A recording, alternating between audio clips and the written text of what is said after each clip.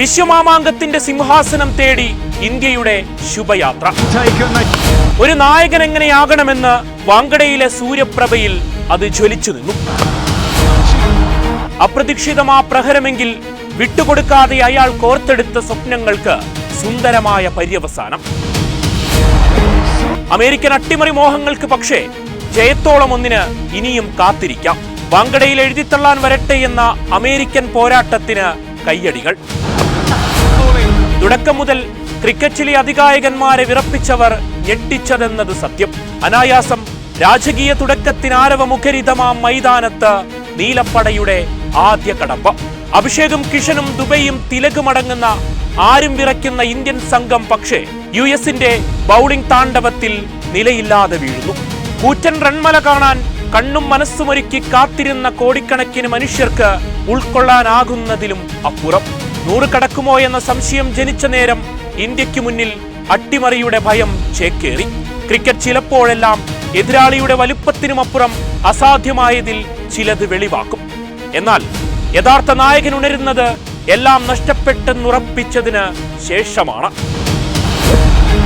ഒരറ്റത്ത് കൂട്ടത്തകർച്ചയിൽ പക്ഷേ അയാളെ വീഴ്ത്താൻ മാത്രം യുഎസിനായില്ല.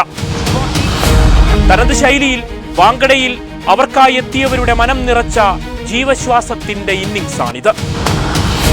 ശതകത്തോളം വിലയുള്ള പൊന്നിൻ തിലകമുള്ളൊരു 84. സമ്മർദ്ദത്തിന്റെ നേർത്തൊരംശമില്ലാതെ സുവർണകാലത്തെ ഓർമ്മിപ്പിച്ച് സൂര്യന്റെ നിറഞ്ഞാട്ടം. 161 ഭേദപ്പെട്ട നിലയിൽ ഇന്ത്യൻ സ്കോർ ഉയർന്നു. അതേ നാണയത്തിൽ തിരിച്ചടിച്ച ഇന്ത്യ യുഎസിന്റെ മുൻനിരയെ ഡഗ്ഔട്ടിലേക്ക് പറഞ്ഞയച്ചു. വിക്കറ്റ് 2 വീഴ്ത്തി സിറാജ് യുഎസ് ഇന്ത്യക്കൊരുക്കിയ വിനാശത്തിന് 10 മടങ്ങ് പ്രഹരത്തിൽ പ്രത്യാക്രമണം. പോരാട്ടം അർഷദീപും അക്സറും ഏറ്റെടുത്തതോടെ ലക്ഷ്യത്തിലേക്ക് യുഎസ് വിയർത്തു. സഞ്ജയ് കൃഷ്ണമൂർത്തിയും ശുഭവും 37 വീതം സമ്മാനിച്ചെങ്കിലും ലക്ഷ്യം തൊടാനായില്ല.